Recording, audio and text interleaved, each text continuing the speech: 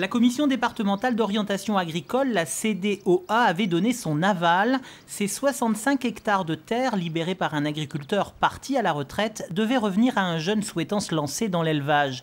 Oui, mais voilà, le jeune en question s'est fait court-circuiter auprès de la propriétaire des champs par un gros exploitant céréalier. Nous, on considère qu'il est un peu hors la loi parce qu'il a effectivement un bail, mais il n'a pas d'autorisation d'exploiter délivrée par le préfet.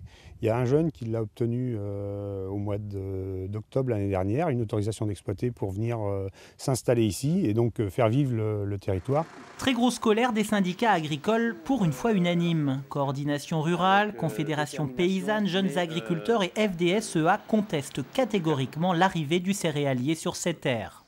Il y a un dynamisme pour motiver à installer les jeunes. On a encore la chance d'avoir un département qui installe beaucoup, qui installe de moins en moins malheureusement parce que c'est de plus en plus difficile, mais qui a une volonté d'installer. Seulement avec des personnes comme ça qui viennent prendre les terres d'une autre façon, et ben ça empêche les installations des jeunes.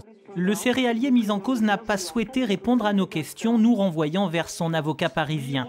Joint par téléphone, son défenseur se dit scandalisé par la méthode employée par les syndicats, précisant que ces terres sont destinées à l'exploitation par l'épouse du céréalier, elle aussi jeune agricultrice. Il faut rester vigilant en permanence. Là, nous faisons un exemple, mais il y a quelques autres cas dans le département qui sont du même genre. Les syndicats agricoles ont rencontré ce matin la nouvelle sous-préfète de Bressuire pour lui faire part de leur colère. Un recours auprès du ministre de l'Agriculture a été lancé car c'est à lui, dans un premier temps, qu'il revient de trancher sur ce dossier.